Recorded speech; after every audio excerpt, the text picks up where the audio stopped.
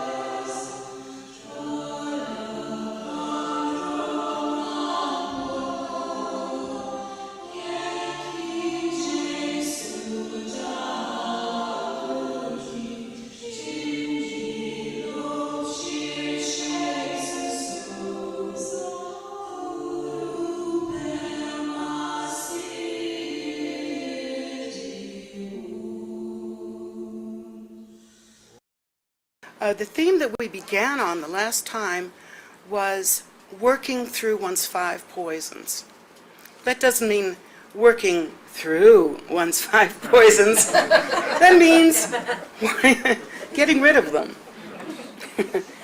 In a sense, when we take to the path, we think that, oh, I'm going to be like the picture of the Buddhist where I get to sit on top of the Himalayan mountain somewhere all by myself, and eventually people will climb up and ask me profound questions. But it really doesn't work out like that. When we enter upon the path, the first thing that we have to do, even though we want to go forward with the most exotic practices and, wear the most exotic robes and to collect all the implements and learn how to use them, I know there is that tendency to want to kind of get into the costume and trappings and surroundings of Dharma. But really the first thing that should be done when we enter onto the path is to take hold of and begin to think of ourselves as a warrior regarding our own poisons. Now when we say warrior, everybody thinks, oh, that can't be very Buddhist because Buddhists are peaceful. Well, Buddhists are peaceful. We've never had a war that I know of. We've been attacked, but we've never had a war. There's no other religion that can say that. Every other religion has brought about war, and that's never happened in Buddhism. Yet we are warriors, and we consider ourselves warriors in the sense that we must take to task that which prevents us from attaining liberation, because the goals here are different. In other religions, there are lots of materialistic ideas about possessions. Like how much land should a certain religion have, or how many pieces of gold should they collect, or whatever, that kind of thing. There is a certain materialism in it. But with Buddhism, there is really no materialism. In truth, students will give their last dime in countries where Buddhism is the cultural religion. Students will give their last dime to make an offering to the 3 precious jewels. There are many stories of practitioners whose generosity and unthinking faith, really, no, not unthinking, more like spontaneous faith, is so strong that even their last garment they would offer at the altar to give to the 3 precious jewels, knowing that it is so much more important to gather the merit of making that kind of offering than it is important to have a garment. But we don't know that, and that's the unfortunate thing, and that's why we must take ourselves to task more, I don't want to say harshly, because harshness doesn't help, but I want to say succinctly and directly. We have to take ourselves to task regarding our faults and our poisons. In other cultures, for instance, when I think of the Tibetan culture, that's a lot easier because there isn't that attachment to materialism. I mean, even in terms of the way, the roots of the culture itself, without religion, they were a nomadic people. And they had things, but you couldn't carry much. You had your yaks and your yurts, and that was it. You traveled around with them. And there wasn't that much variety in food. There wasn't that much variety in clothing. It's true that the aristocratic Tibetans used to collect jewelry, some of the strangest looking jewelry you've ever seen, but it was intense jewelry. And that was considered a status thing, but for the most part, culturally, a Tibetan Buddhist would not have a hard time understanding that hatred, greed, and ignorance, and particularly desire, as the Buddha taught, keeps us revolving endlessly in samsara. We, unfortunately, are programmed quite differently. Any of us that were raised with religion, I know in my household and many people that I've talked to, there's confusion. There was confusion. My mother was sort of a lox and bagel Jew. My father was twice a year Catholic, and we were supposed to somehow dance in the middle. And so when Mama won, we were going one way, and when Daddy won, we were going the other way. And somehow in that, a child, and I'm not crying here. I'm all right. I didn't want somebody to put up the no whining sign that I have at home. But I think that this happens with a lot of people. They are raised with a lot of confusion sounding around religion.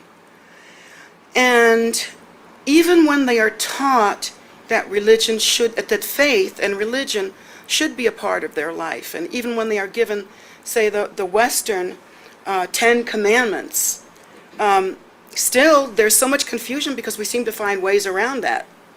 Thou shalt not kill. But you can kill bugs, animals, and enemies. So, who is it you're not supposed to? I won't kill you. That'll do it. So there's tremendous confusion around that. How does one venerate these absolute laws that have to do with being a moral and ethical human when there is so much confusion around it? I mean, thou shalt not kill, but go to war. How does that make sense to a child?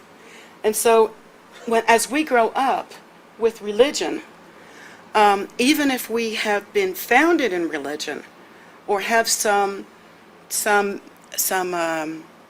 foundation in it, the information that we're given it's very confusing.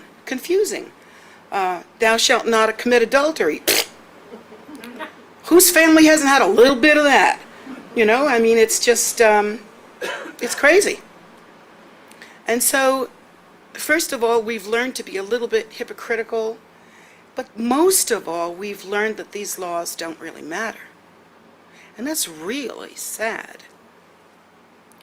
So, when we become Buddhist, and we hear that there is a Vinaya, and there are certain things that we must not do, and that if we take a life, then really, in essence, we understand that we will be giving our lives someday from having taken a life, because karma works like that. Karma is exacting.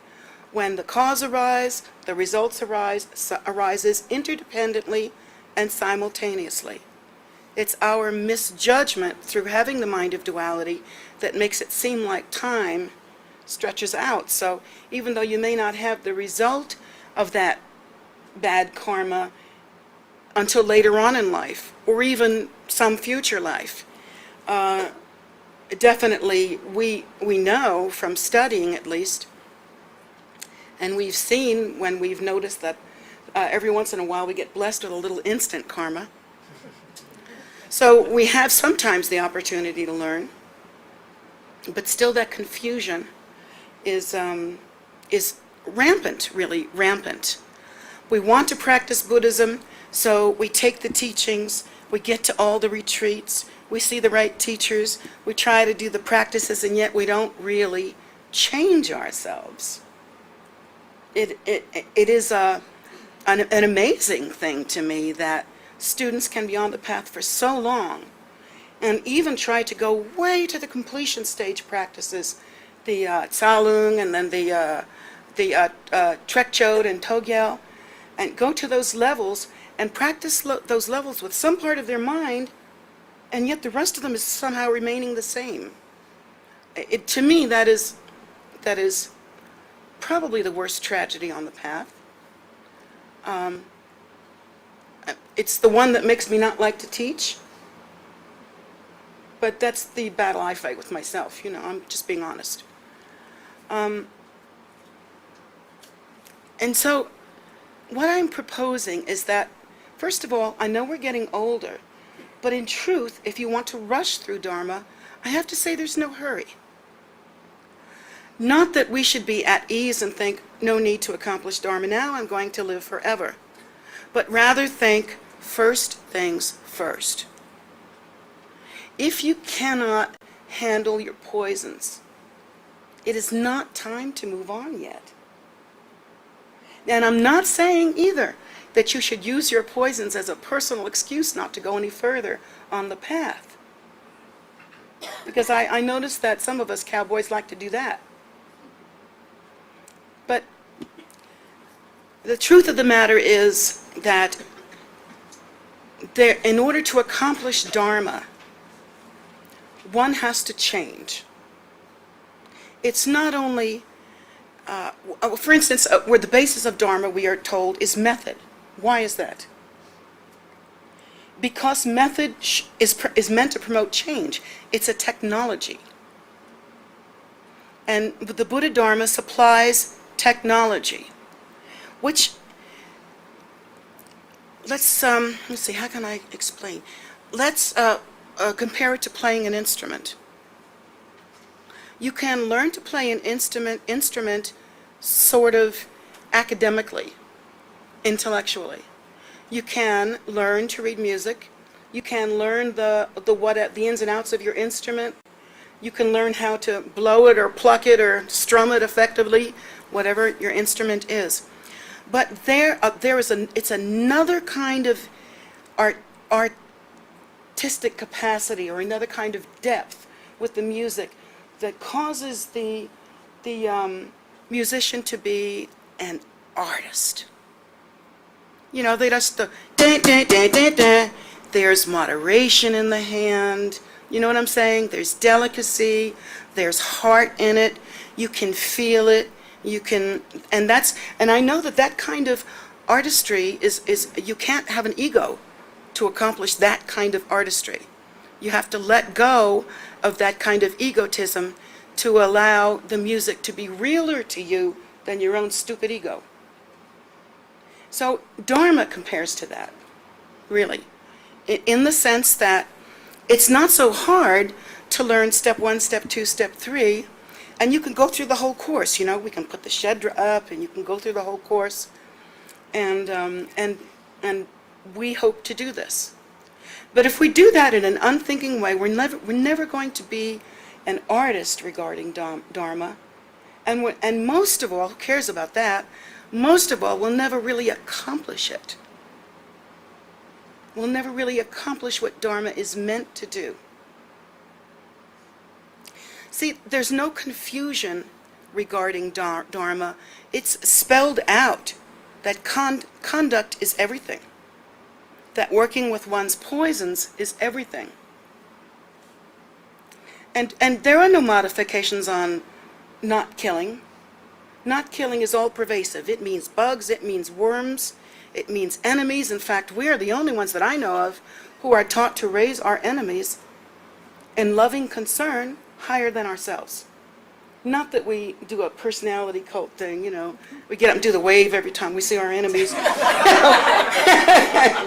It's not like that, but it's like, if our enemies are harming us, then they must be harming themselves also. So our compassion for them should be even greater. Tibetans that were thrown out of their own country, that were killed, that saw their lamas abused, that saw their lamas murdered, that saw their text being walked on by Chinese boots, their precious Dharma text, and then many destroyed, as Payul was destroyed. And yet, because their culture is so different, rather than going to war or hating, from the Dalai Lama on down, they all say, the Chinese are our gurus. They've taught us that we must have had some fault, or we wouldn't have been thrown out of Tibet, or there wouldn't have been this huge problem. That's the way Tibetans think. They think, oh, now, maybe the problem was that we kept our faith to ourselves, and we're happy just in our country, Shambhala, you know? And so the Lamas said, go out and teach others. This is what we must do. And now they are grateful for that happening, although of course we want Tibet back. No doubt about that. But they are grateful for what happened there, for what they learned, for what they taught. It is no less a travesty.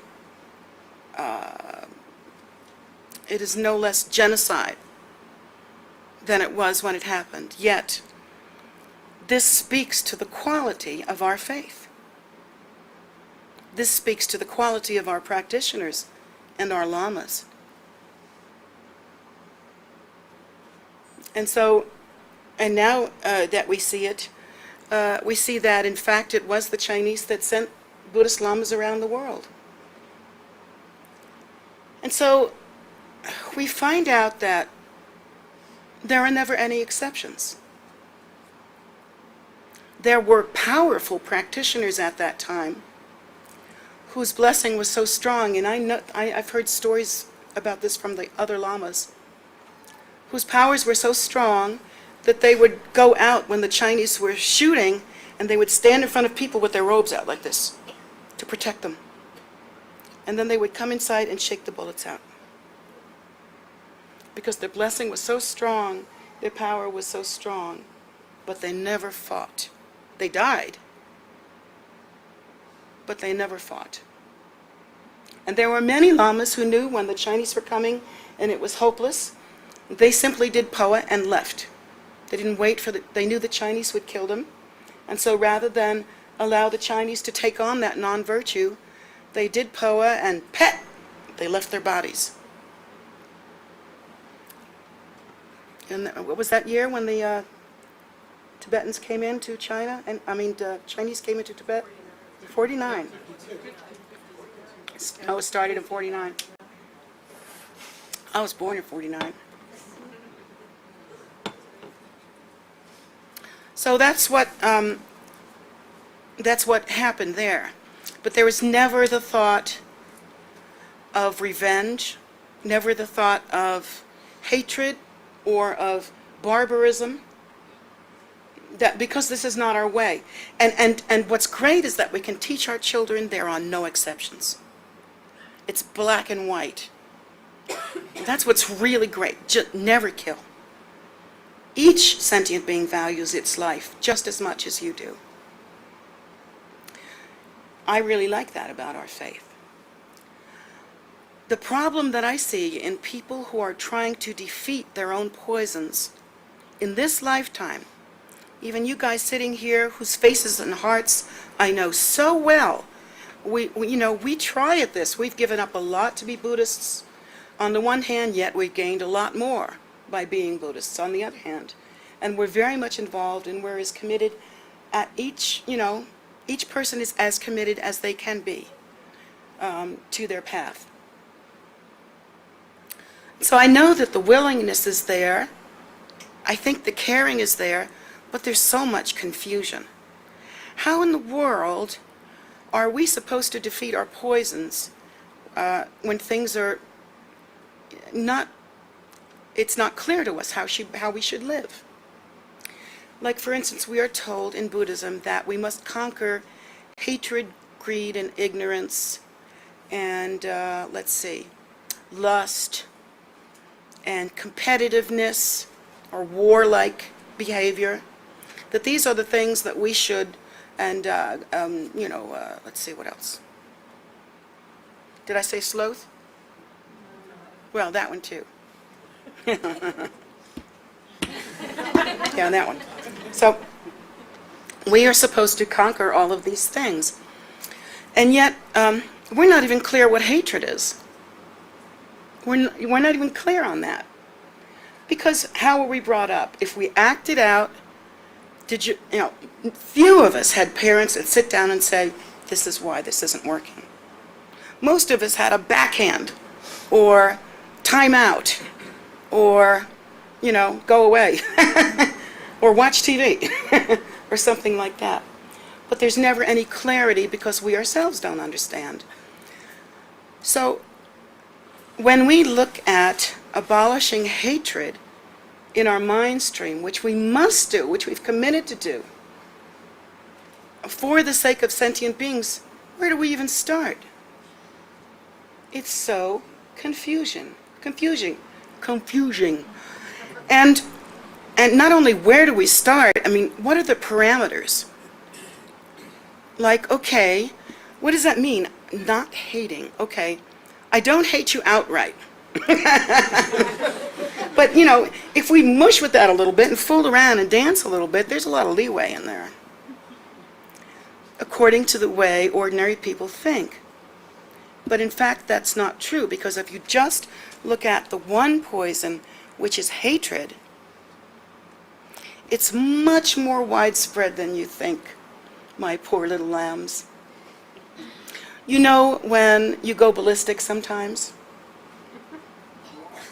And you go ballistic because somebody let you down, or somebody was but rude to you, or whatever the particular thing is. That's hatred. You can say it's not because you don't hate the person, but the rage, the thing that comes out of you, is the same energy, just a little tweaked to fit our culture. It's that same thing. When you go off on somebody, see? Or when you gossip.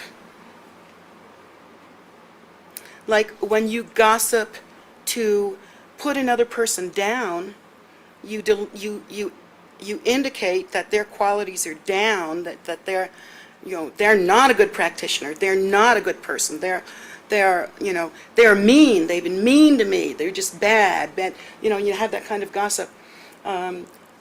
Somebody looked at you cross-eyed and you're going to hold a grudge for the rest of your life, that kind of thing, and every chance you get, you're going to tell somebody how bad that person is. Or maybe you're a lightweight gossiper, you just do it with a smile on your face. She never practices.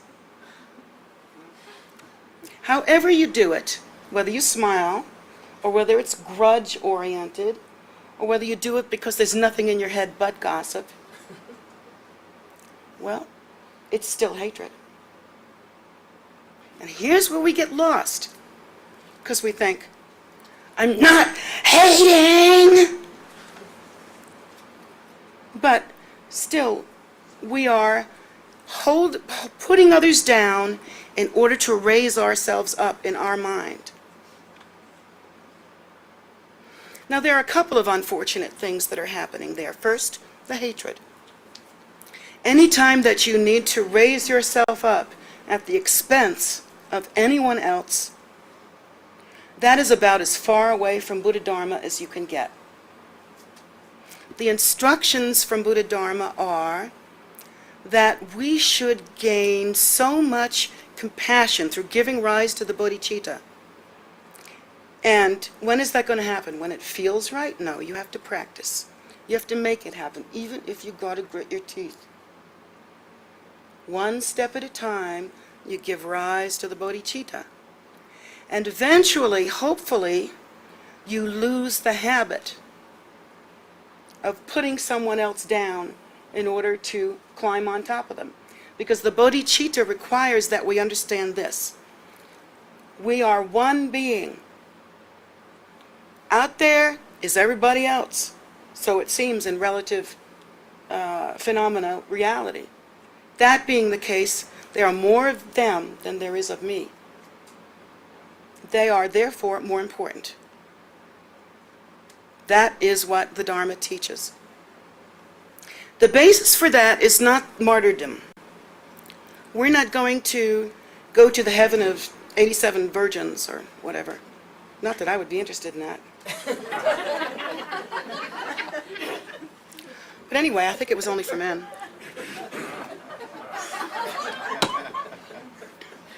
You know, that's not going to happen to us.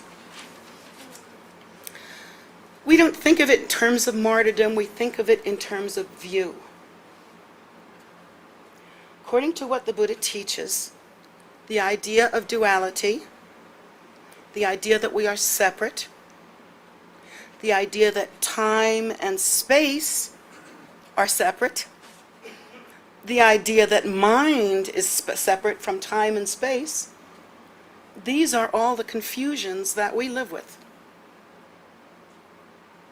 And so because of that, it looks like there are so many of us out there, so many of you out there and me over here, but in truth, if I were to meditate the way the Buddhas and Bodhisattvas meditate, like with pure Dzogchen view, I literally could not find a place where I end and you begin. And so I am you. I look into your eyes and I see Guru Rinpoche. How much do I love Guru Rinpoche? That's how much I love you. Like that. And so sometimes I have the occasion to speak very harshly to my students. On occasion I have had to, figuratively speaking, slap them around. I mean, really. But you must know that there is not even, here's a half of a piece of rice right here, not even that much hatred in that. None whatsoever. When I come to the point that I feel like a student needs a spanking, it's because they are at like a probability point. It could go this way or it could go that way. And I like to whap them over that way. And that's my job, is to keep an eye on those probability points. But for most of us, when we are wrathful, or it's angry, it's not wrathful, it's not righteous wrath, you know, in order to help that person. The only time I can see where it would be useful for an ordinary person to be wrathful would be to maybe encourage somebody else to stand on their own 2 feet, or to be less dependent, or something like that. Now look, I really want you to do that, and you can talk sternly. But otherwise, what excuse, where in your life should hatred be? Hatred is one of the 3 things that binds you to this world of samsara, in which you will get old, you will get sick, and you will die. And so we are taught that we must handle this hatred. So when we approach hatred and look at it, we have to really examine our habitual tendencies. We can't just say, you know, I'm not going to hate anybody, or it's kind of like a recovering alcoholic. It's difficult, very difficult, to just say, I'm not going to drink anymore. I'm going to use willpower, and I'm not going to drink anymore. You know, they say some people can do that, but most people can't. And why is that? Because you have to learn about yourself. Because there's a reason why you drank in the first place. Because you have to learn to look inside of yourself and see what's in there. And you have to work it. What do they say in the program? It works if you work it. What do I say about Buddhism? It works if you work it. It's the same deal. We are addicted to our habitual tendencies like a bunch of alcoholics. That's why I love recovering alcoholics, because I feel such a kinship with them. And it's beautiful that it's so obvious to them that they're recovering addicts. Those of us that are like, maybe have a little shot every now and then or whatever, a little wine every now and then, or we're teetotalers, or, we think, oh, well, I'm not an addict. Oh, I'm pure, because I take vitamins and I eat bananas and or whatever, But I tell you what, it's that recognition that from the point of view of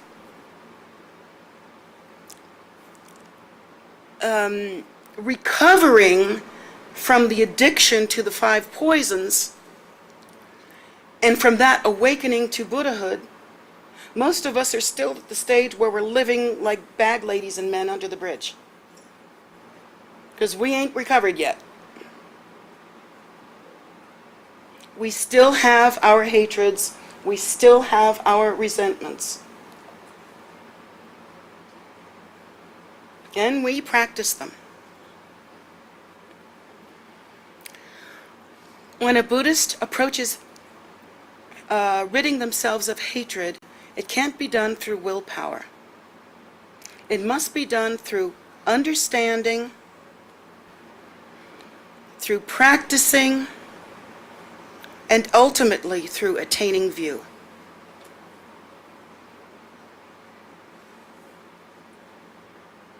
Understanding means looking within oneself with honesty. None of us have been perfect. We've hurt others. We've killed bugs, people, I don't know what, swatted flies, whatever.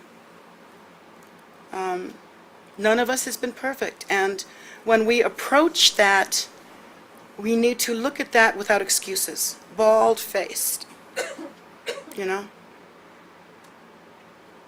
Where have I fallen down here? Now, we don't want to look at it in a harsh and miserable way. When I say take oneself to task, I mean have a long, sobering talk with oneself. I don't mean self-hatred. That is useless. And I don't like it. I don't want to see it. I don't want to talk about it. And I will slap you into next week if I see it. Because you're just as worthy as anyone else. And that's just a game. When we get into self-hatred, it's because we have bad qualities and we don't want to deal with them.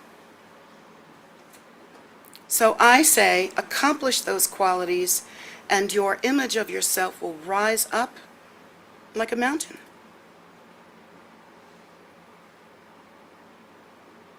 Most people that have poor self-image are stuck in a kind of fearful narcissism,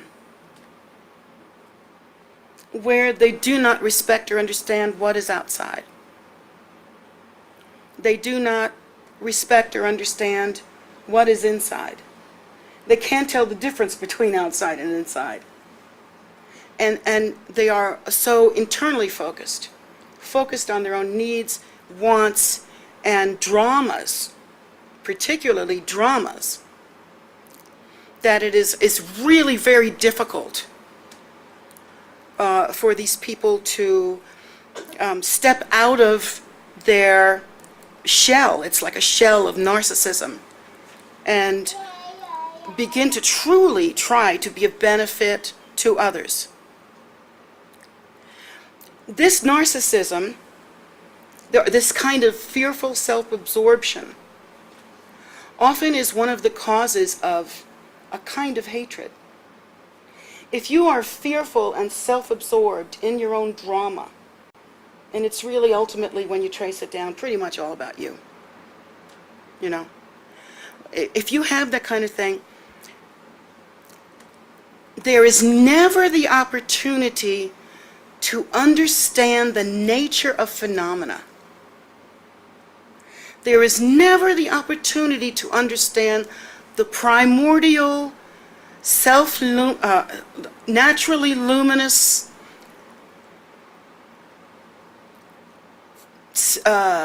wisdom state that is our nature. Because the drama is so, and there's even a posture with that. The people that have that kind of thing, as they grow older, their bodies tend to go like that. Do you know what I'm talking about? It caves in like that. And it's the protecting that we're doing of something that we feel is inherently real. Ego.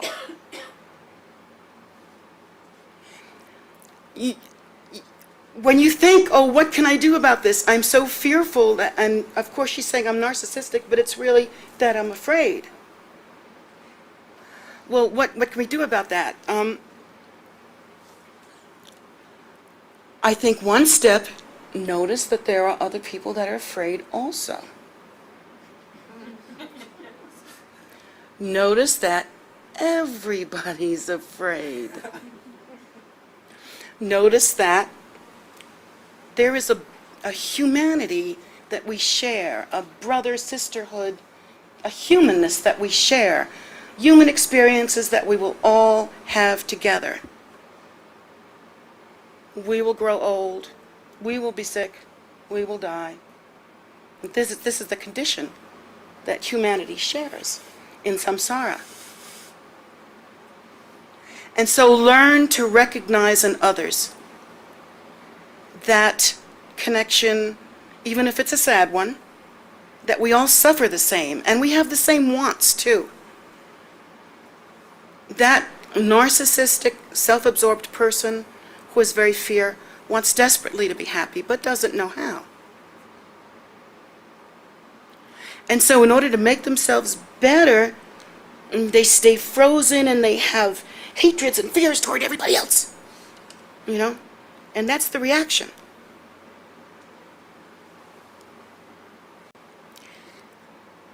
Now, we want to start, of course, with knowing oneself. We learn to know oneself. We learn to see how we function. We try to trace it down a little bit. We try to really see what our habits are, really look at them honestly. No pity parties, no anger, no nothing. Just look at them. How's it going to hurt? Just look at it. You don't have to do anything about it. Just study it. And then after that, we begin to apply method. We have method. We have method out the wazoo. Still in all, people will come to me and say, what should I do about my fear? What should I do about my anger? All right, let's go over it again. And we've been together like 18 years or something, haven't we? But it's like that. We still have that where, yes, but it's different for me. I'm special. It's part of my narcissistic self-protection. So we have method, and method says, first of all, listen to what the Buddha taught. First teachings the Buddha gave after he was liberated. He said, all sentient beings are suffering. Suffering is all pervasive in samsara. And yet, all sentient beings are trying desperately to be happy. Even the one who's caught up in their fear, even the one who's caught up in their hatred, that person also wants to be happy. And so what we have to do is begin to really listen to what the Buddha taught, not what society said. And Lord goodness, please, not what your mother said. Because I don't know what has spawned you people.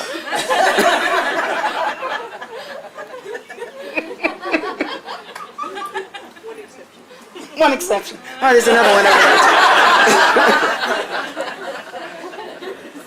there. There's another one over there. But we really, we have to begin to apply method. We have to begin to understand that suffering is not personal. It's samsara. You come to me and you're saying, I'm suffering. Well, no shit. No shit. Guess what? Me too. You know, I'm suffering right now. Just kidding. Sure you are. That's why I want you to get liberated. And that's why we should practice Dharma. And to that kind of person you say, yeah, you are suffering. That is the condition of samsara. Look outside. Everybody's suffering, even the ones in the best condition. Everybody's suffering. And look at the ones that are so much worse off than you. We have to remember again, go back to what the Buddha taught. He said, this is the magic, and there is an end to suffering. It is called liberation. The awakening.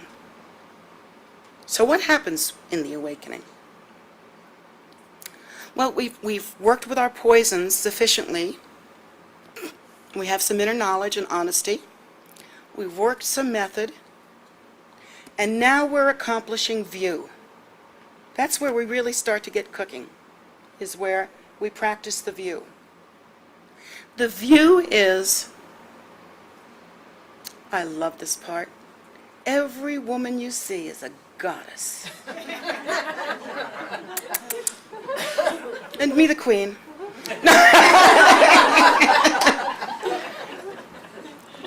That we see that all beings are Buddha. We see that the females are goddesses. Whether they look like goddesses or act like goddesses, in their nature, they are Tara. In their nature, they are, as are you, the primordial, pristine state. We look at men, and rather than list their faults, which most of us do, we look at them and think, this is Buddha. When you think of your husband, your child, your friend, your enemy, and even President Bush, you think, yeah, this is Buddha in his nature.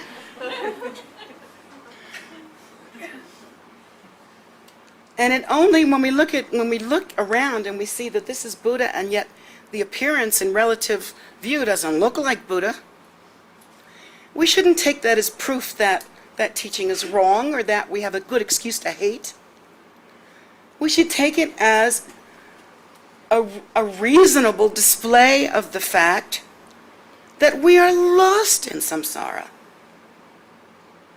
Here we are in our nature, the very Lord Buddha. When we awaken, we are Buddha. In Buddhism, we are taught there is the ground, the path, and the fruit. All three must be present in order for liberation to be possible. And this is one way in which we understand our natures. The ground is the basis of accomplishment. If you did not arise as phenomena from the fundamental, primordial, self-luminous view, if you did not arise from that, if you were not the very bodhicitta in its display form, if the Buddha seed did not rest within you, if it were not so that each and every cell of your body is replete with the entire mandala of peaceful and wrathful deities, if that were not true, there would be no basis for accomplishment. But in our nature, we are Buddha. That is the basis. And then there is the path. The path is as important as the basis. Because while we have the Buddhist seed, we may not have method or a way in which to awaken to that or to bring forth. Well, there is no bringing forth. It is what it is, to awaken to it.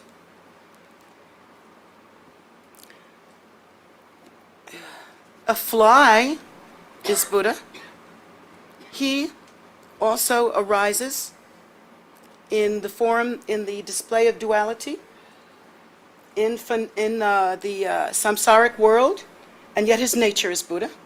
His nature is that very same, no difference in the fabric between my my primordial nature and the fly's primordial nature. But the fly will never have method in this lifetime.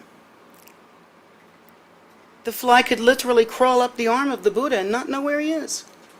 Have it not make any difference. And sometimes I see that happening. Each of us stand in the presence of our root teacher, whether it's in our own private practice or whether it's here at the temple, and we're just like, we don't even, it could be a fly. But the difference between you and fly is fly has no method. Fly cannot practice Dharma. The thing he's doing is not prostrations. He's wiping his eyes or something. So we have to apply method. We have to apply method. And that's what the Buddhist teaching is all about. It's all about different methods at different stages for different people. And then, of course, the fruit of potential and method is the awakening. But in Buddhism, we see all three as the same. And it's taught that all three are the same. And in truth, there is no realization without understanding the sameness of these three. Because it's easy to think that we are evolving in a step-by-step way.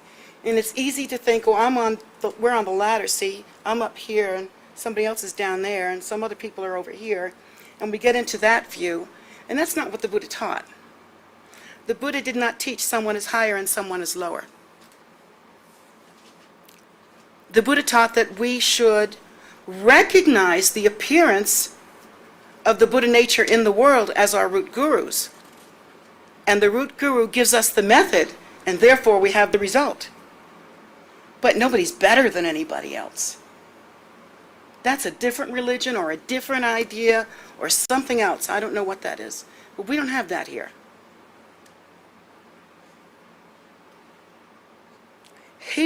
Ridding ourselves of hatred is based on that kind of thinking, kind of view. Really understanding the Buddhist teaching. That there is the foundation, the method, and the fruition. And that is the path, succinct, boom, right here. This is it. And we understand that, again, according to the Buddhist teachings, we are all suffering. We all are in the same place. Here we are. Even the people that are not in this room, we are in samsara together. They want to be happy like you do. You struggle for happiness, don't you? Come on, don't you? Yes. Every day. Every day.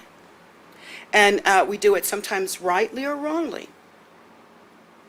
It's a mixed bag because we lack understanding. But this is the method, is to recognize that all beings wish to be happy. And if there are three people sitting in front of you, 2 or 3 people sitting in front of you who are unhappy, you come out of yourself and try to help. Efforts like that are what along on the path. Not just doing the fancy practices and knowing the fancy words.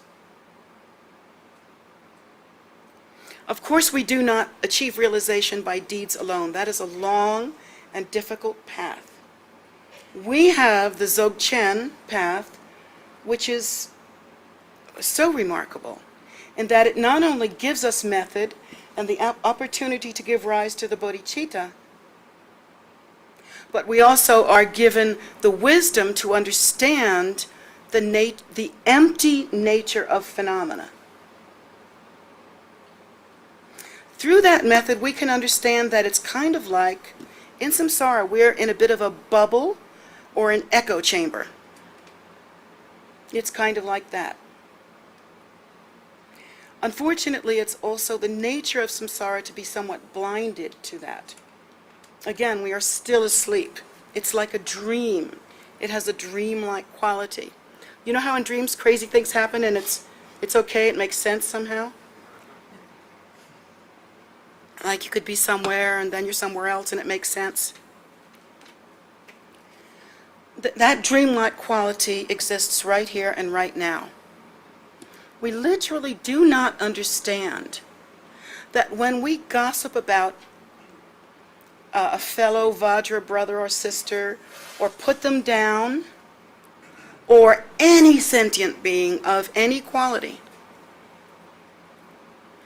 that we are, at the same time, we create that energy, that cause. Somewhere in samsara, the result is also being born. Right then.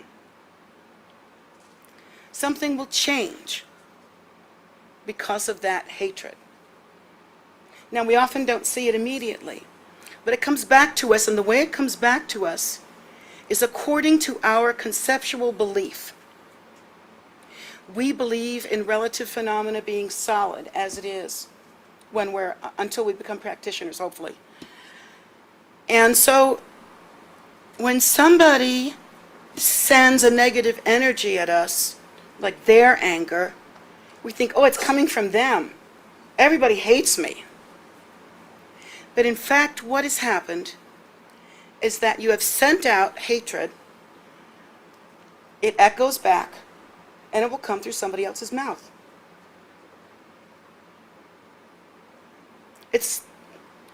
You know why it's nobody else's fault? Because there is nobody else. Bingo! There is nobody else. Now you could sit there and say you're practicing Trek Chode and Hogyel, and you don't know that yet. I can't figure out.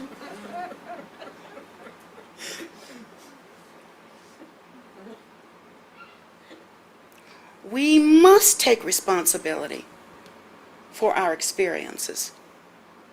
How will we ever awaken if we do not understand the unhappiness that comes to us is of our own making?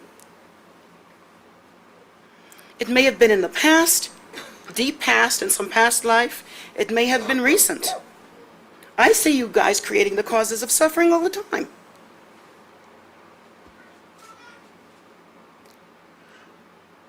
And so, get back to the basics. Follow the Buddha's teachings. To antidote hatred, and I know hatred's my big one today, okay? And then we'll do greed and ignorance some other time, and the other ones as well. To antidote hatred, the antidote has to be very strong. Because hatred is such a strong energy that it brings about war. In places where there is a lot of emotional, egocentric agitation that has hatred as part of it, and there is, anytime there's emotional, egocentric agitation, there will be hatred. Places like that often have a lot of, earth movement.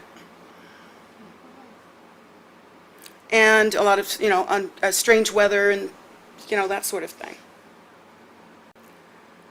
And war. Oh, who would have guessed it? So, we have to understand that we want to awaken, but we don't want to take responsibility. We want to awaken, but we don't want to stop dreaming. We want to awaken,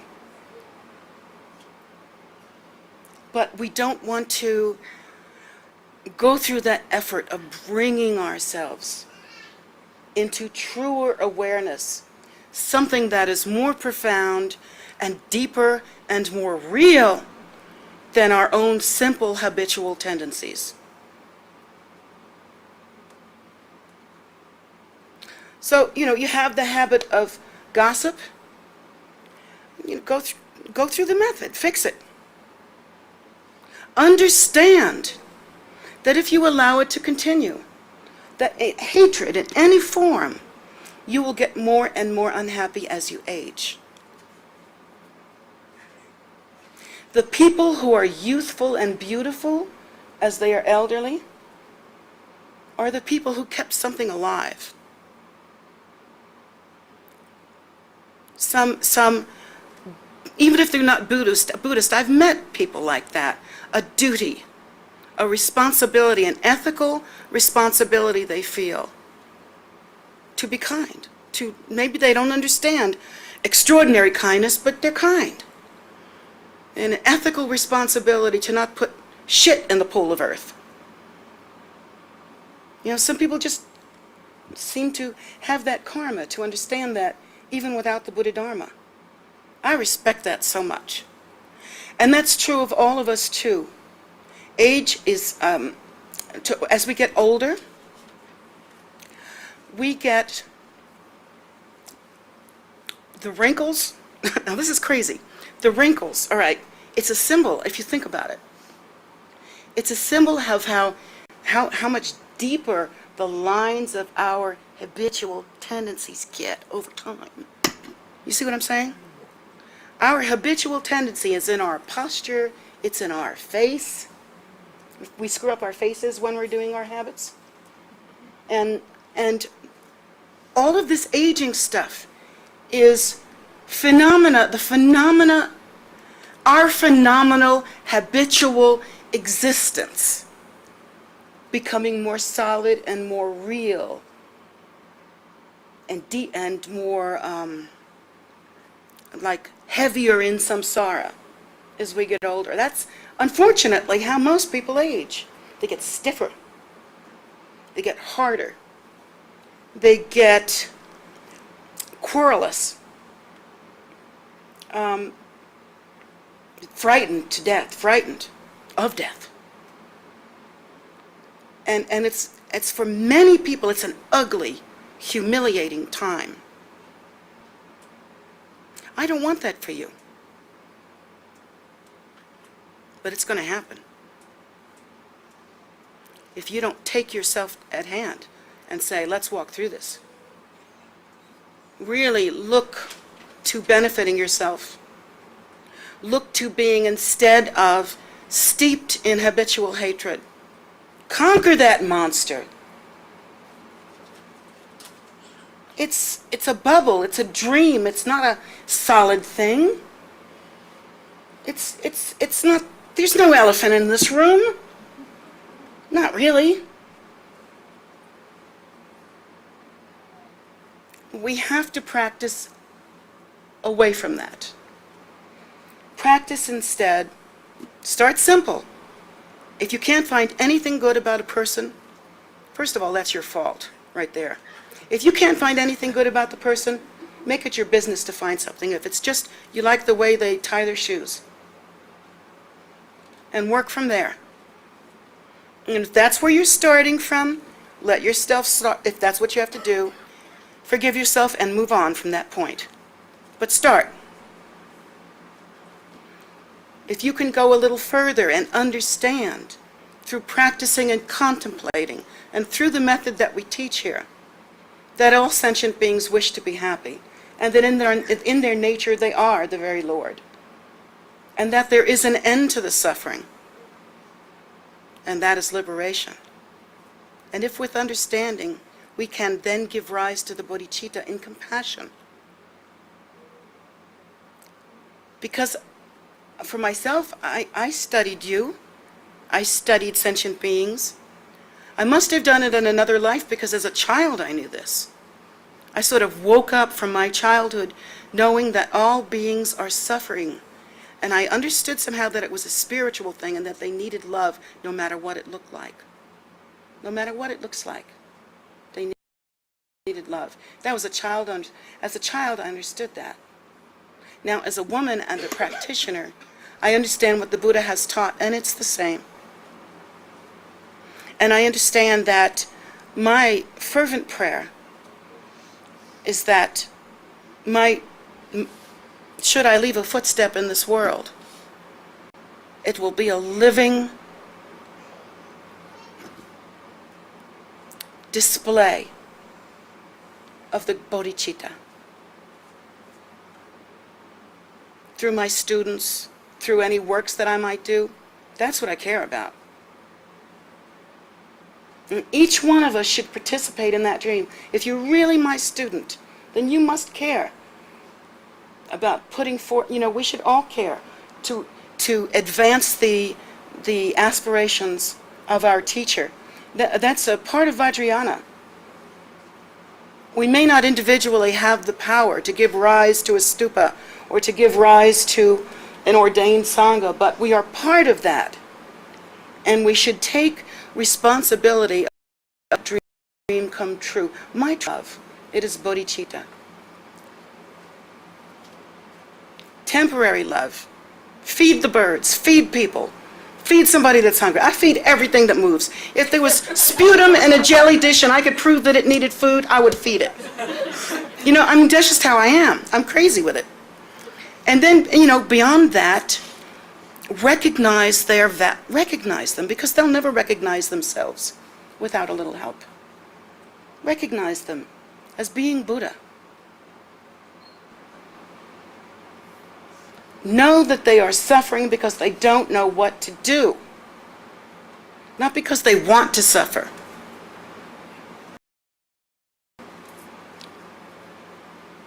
And do what you can to give rise to compassion. Make it a commitment. Disallow those rage things. Disallow that anger that we have to have, where we have to go and punch a wall or something like that. The way to do that is to get a little space from it. No suppression. We don't like suppression. Suppression is bad. It makes us all crazy. And we're crazy enough. You work it, you work it, you work it.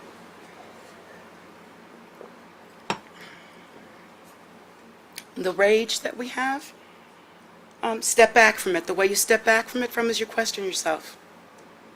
And there's two different ways you can do it. You can do it good old American way, or you can do it the Buddhist way. Good old American way works too. You can say, now what's really made me mad here? Do I really mean what I'm saying about this person? You can sort of take a step back and analyze it a little bit. Just look at it sort of cool, calm and collected if you can. You can go back to your rage. You let yourself go back to your rage if you need to, but step back. And tell yourself you can go back to the rage if you need to. But if you really do well and you think it through, you won't. The rage will be gone. Because your understanding will have come up and your mind will be smoother. And the mind gets inflamed like an arthritic joint, like with rheumatoid arthritis. It's kind of like that. The mind gets inflamed. The more we are emotional, up and down, and full of hatred and judgmental and gossipy and stuff like that, the more inflamed the mind gets, the more unhappy we get, and the more we blame other people for it. And the more unhappy we get, and the more inflamed we get. That is the cycle of samsaric existence. And then, of course, you can do it the Buddhist way. And the Buddhist way is, wait a minute, where is this anger? Show me the anger. Okay, it's coming out of my mouth, but I can't quite hold it. Where is it? Take time and play with it. Is this anger solid? Well, who's the person I'm angry at? I'm angry at her, or him, or somebody. I'm angry at, let's see. I'm angry at her. This is a pretend person I'm pointing at. I'm angry at her. Okay, where exactly is her? I'm going to go through the Buddhist teaching. Where is the I in her? Where is the part that's actually her? Is it the ear? Is it the mouth? What part of the mouth? The teeth? Tongue? Is it the brain? Slice the brain and find her. Do yourself a favor. Take yourself off the track of hatred and work the method. Because the more you let that go, you think you feel better after you've had a rage thing. But it's addictive. It's like alcohol. The more you drink, the more you want.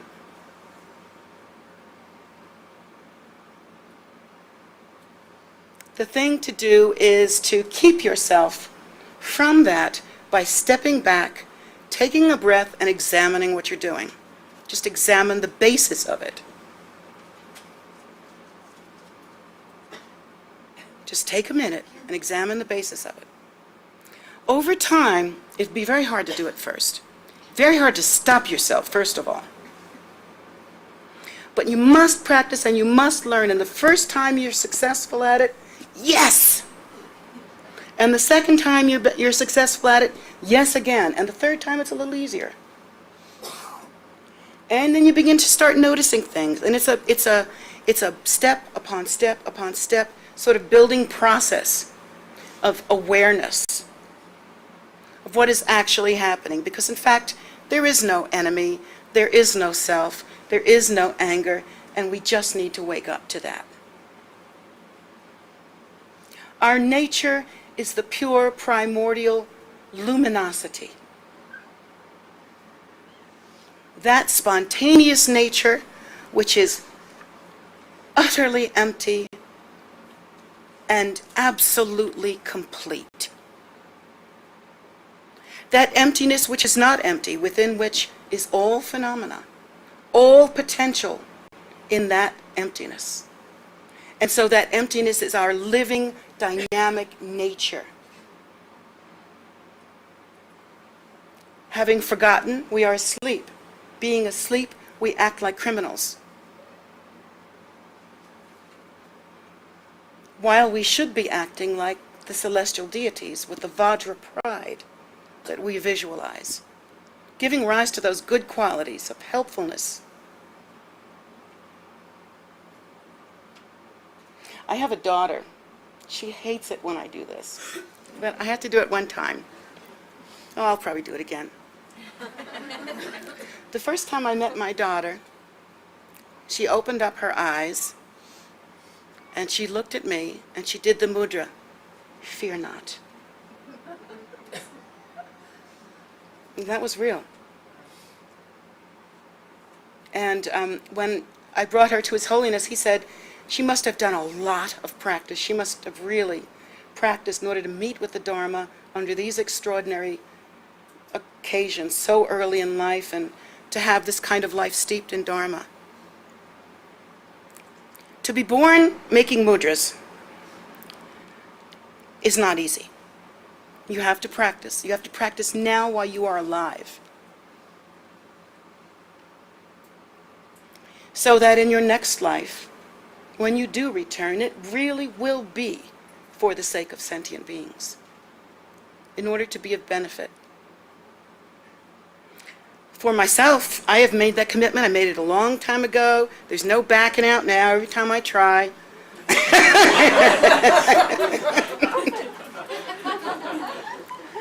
My commitments are made. It's a done deal. I've always known that. And my aspiration is to leave the footprint of bodhicitta every time I incarnate. To leave it so that it's undeniable. And to allow and to help others so that they can leave that same footprint. And I don't intend for that ever to stop until all sentient beings are free. Now, why is that? Is it because I'm such a great kid? Am I such a doll? I'm such a wonderful person? That may all be true. But that's not why. It's because I cannot be truly free without you. There are many kinds of gurus of different kinds who are self-realizers. They realize mastery of self. But that is not our gig here. That is not what we do. in Buddhism. At least not Vajrayana. We don't do that in Vajrayana. In Vajrayana, our goal is to understand and give rise to the primordial nature in display, which is the great bodhicitta. End of story. And so, I will not abandon you. I cannot abandon you because you are me and I am you, and I cannot be free without you. And that's the understanding we should all aspire to. In our selfishness and our self-absorption, we forget. And we commit this abomination of even fighting with each other. When if we could only truly look in each other's eyes, if we could truly see, we are the same, we are the same, we are the same taste.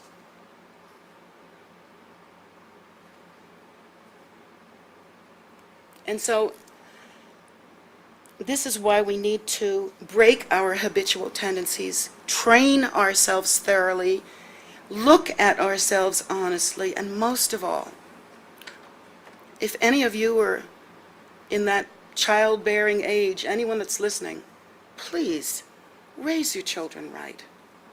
I'm not going to look at you guys. Finished. Raise your children right. Teach them responsibility for what they do, not for the household chores are one thing. Teach them to clean up their own messes. Teach them that pencils were made with erasers for a reason, so that we can correct ourselves. We can erase our mistakes and correct them and make better. Teach them ethics. Teach them the ethics of liberation. The reason why we have such so much difficulty in teaching people proper values and how to stick with the beginning stages of the Buddha Dharma, which is about virtue and conduct. The reason why that's so hard is because most of us weren't raised up. We were kind of dragged up, you know? We weren't raised up with thoughtfulness and regard and respect. Many of us were just kind of fed and watered and, whatever. And when you raise a child, you must teach the child to be a good citizen in the world and to leave the world better than they found it. So that's my hope for you, and that's my hope for anybody's children, and that's my hope for all sentient beings. Just think, if we could really get just that message across. Forget the big practices and the bells and the da-da-da-das. Just think.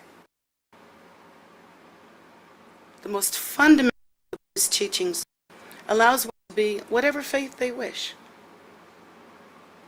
but teaches us how to live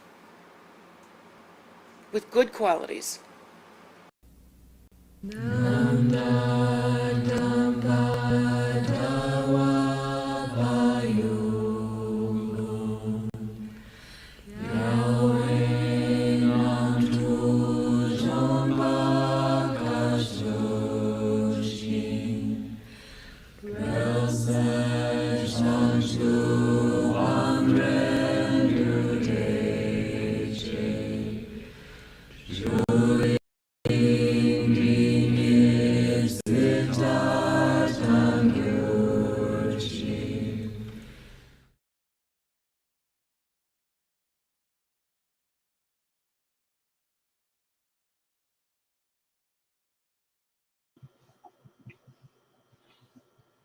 Thank you for being here today, and thank you for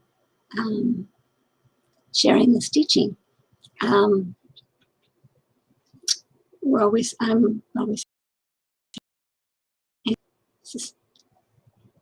these teachings are just amazing to me because they were taught so many years ago and they're still relevant today. So I'm constantly impressed. We do show these every Sunday at 1 p.m.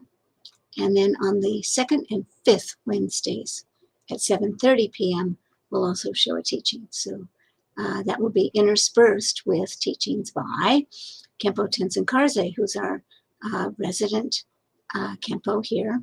Khenpo being a teacher of Buddhist philosophy, if you're not part of the Buddhist thing yet.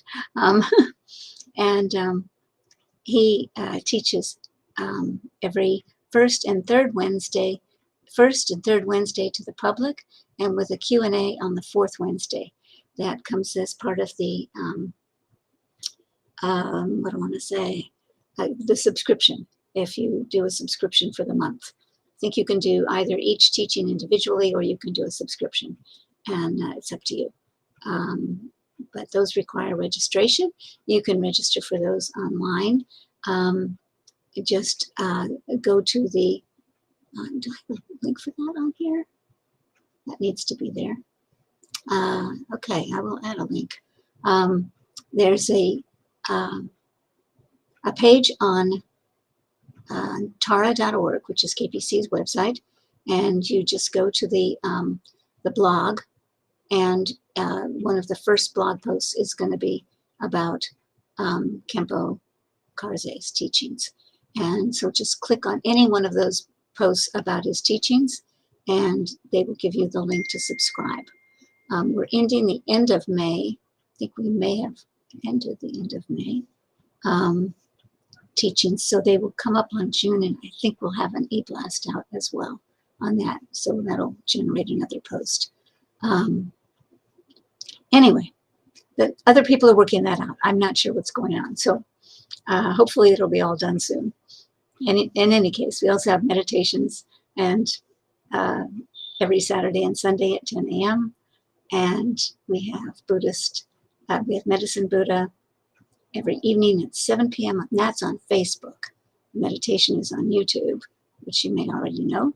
And then we have the food offering ceremony called a soak, which is every evening, every day, and the times shift. So check on the calendar.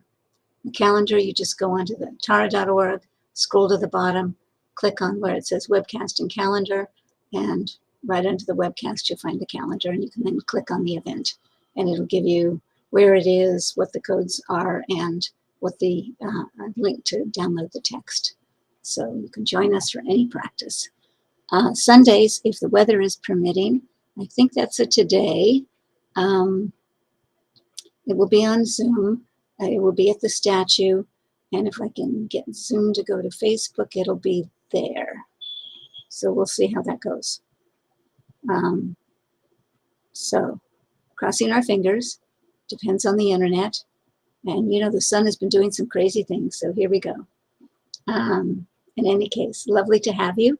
Should you want to make an offering to Jetsunma, having received a teaching, you can do so at her PayPal account, which is jetsumagift@gmail.com.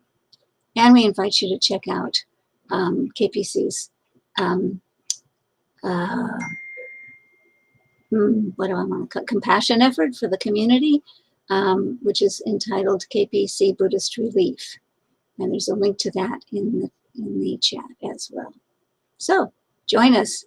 Come in person. We're open 8 a.m. to 8 p.m. in the prayer room and dawn to dusk outside. So you are most welcome to come in at any of those times. We'd love to see you.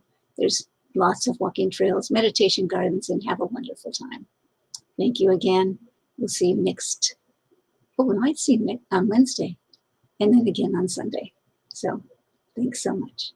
It should be, we should see you on Wednesday. There is no teaching Wednesday. So thanks a million.